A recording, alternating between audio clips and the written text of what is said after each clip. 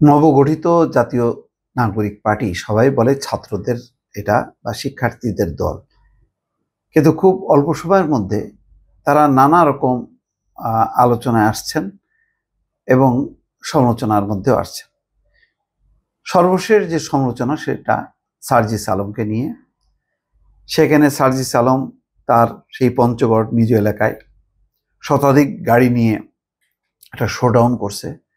ঢাকা থেকে প্লেনে করে গেছে, সৈয়দপুর বিমানবন্দরে নেমেছে, তারপরে গাড়ি বহর নিয়ে এলাকায় প্রবেশ করেছে এবং আশেপাশে কয়েকটি উপজেলায় শোভাযাত্রা অব্যাহত রেখেছে। এটা নিয়ে প্রশ্ন উঠেছে যখনই নাকি খবর এসছে, এবং এটা সবারই নজরে এসছে এবং আলোচনা এমন পর্যায়ে যে মির্জা ফখরুল ইসলাম আলমগীরের মতন নেতাও বলেছেন যে যারা শতাধিক গাড়ি নিয়ে শোডাউন করে তারা কি করবে এটা বোঝা যাচ্ছে। অর্থাৎ এই যে চাকচিক্য, এই যে এক ধরনের শোডাউন, এটা এক ধরনের ক্ষমতা, এক ধরনের অর্থবিত্ত তার সাথে যুক্ত থাকে। এগুলি সাধারণ মানুষের সংযোগ থাকে না, এবং এটা এখন অবস্থা এমন যে বিতর্ক শুধু রাজনৈতিক অঙ্গনে না, স্বয়ং দলের মধ্যেই।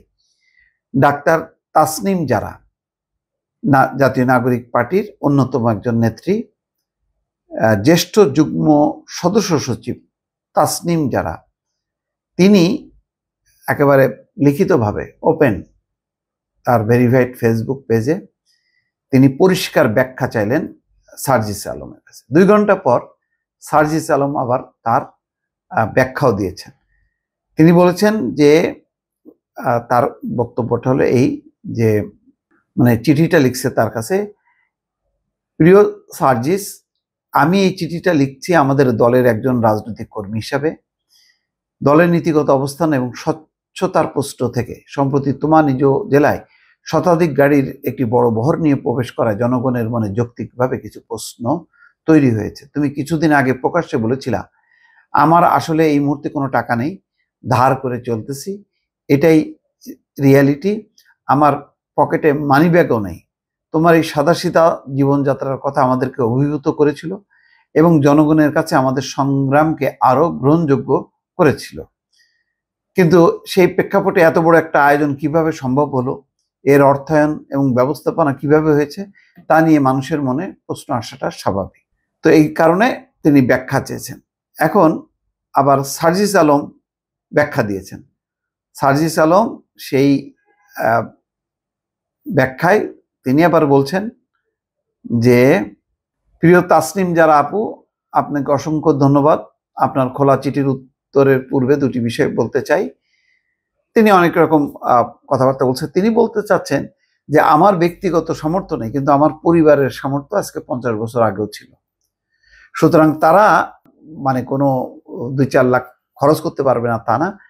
তিনি যেটা বলতে চাচ্ছেন যে এইগুলি এলাকার লোকজন স্বতঃস্ফূর্তভাবে তারা এটি গাড়ি বহর নিয়ে এসছে, এখানে তার তেমন খরচ হয়নি।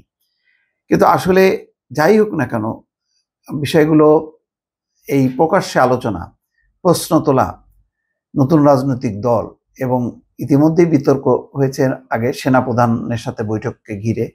হাসনাত আবদুল্লাহ বক্তব্য দিয়েছেন, তার পাল্টাবার সার্জিস আলম ব্যাখ্যা দিয়েছেন যে তিনি ছিলেন না, বিষয়টা তেমন না।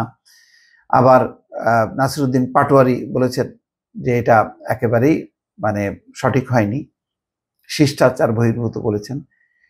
এই বিতর্ক শেষ হইতে না হইতে দেখা গেল পঞ্চগড়ে এরকম একটি ঘটনা, যেটা নিয়ে প্রশ্ন উঠেছে যে এই খরচ, এই জাঁকজমকপূর্ণ আয়োজন, এটা কি মানানসই কিনা।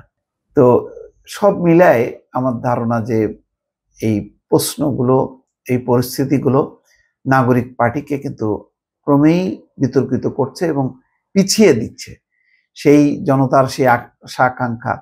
যেমন দেখেন, তাদের কত চমৎকার আয়োজন ছিল সেই জুলাইয়ের সময়, এক একটা কর্মসূচি, কি চমৎকার নাম, স্মার্ট নাম, মনে হতো যেন আন্তর্জাতিক লেভেলের এক একটা প্রোগ্রাম তারা করছে, একেবারে ব্যতিক্রম ধর্মী। এই সমস্ত নাম কখনোই শোনেনি কেউ। কিন্তু এখন যেগুলি হচ্ছে সেগুলি একেবারে ক্ষমতাসীন দলগুলো বা বড় রাজনৈতিক দল বা ক্ষমতার দলগুলো যেভাবে করে, যেটা বিএনপি আওয়ামী লীগ জাতীয় পার্টি করতো, ঠিক সেই ধারায় তারা বড় বড় হোটেলে ইফতার পার্টি করছে। তারপরে ওই যে মানিক মিয়া এভিনিউয়ে বিশাল আয়োজন, শত শত গাড়ি সেখানে নিয়ে আসা। তারপরে এখন ওই যে গাড়ি বহর দিয়ে মানে এলাকা চষে বেড়ানো, এই বিষয়গুলি এত প্রচলিত, এত প্রথাগত যে এইগুলো প্রত্যাশা করে না। তাদের কাছে এমন কর্মসূচি, এমন জনবান্ধব, এত জনসংযোগমূলক কর্মসূচি থাকবে যেটা অন্যরা শিক্ষা নেবে। এখন তারা যেই দৃষ্টান্তগুলো স্থাপন করছে, এগুলি পুরনো দৃষ্টান্ত, এগুলি পুরনো রাজনৈতিক দল এগুলি ইতিমধ্যে বহুলভাবে চর্চা করেছে। এগুলি আর জনগণ আকৃষ্ট হয় না, বরং তারা জনগণকে উপহার দেবে কিভাবে তারা জনসংযোগগুলো করবে, এগুলি বসে তাদের দফায় দফায় বসে পরিকল্পনা করার দরকার ছিল।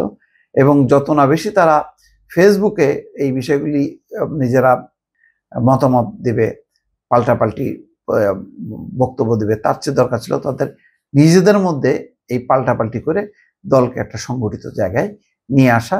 মানুষও বুঝবে যে না, দলটা ভালো, সুন্দর, চমৎকার, সংগঠিত, সুশৃঙ্খল আছে এবং নেতাদের মধ্যে একটা চিন্তার মিল আছে। তাতে মানুষ এবং বিশেষ করে তরুণরা আরো সাড়া দেবে। এখন কিন্তু আস্তে আস্তে তরুণরা দূরে সরে যাচ্ছে। দেখা যাচ্ছে যে পাড়া মহল্লার বখাটে মাস্তানরা, যারা আগে ওই ছাত্রলীগ যুবলীগের যাদের পদ পদবি ছিল না, তারা এসে ভিড়ছে। এটা খুবই বিপজ্জনক একটা দিক। দর্শক ভালো থাকবেন, আল্লাহ হাফিজ।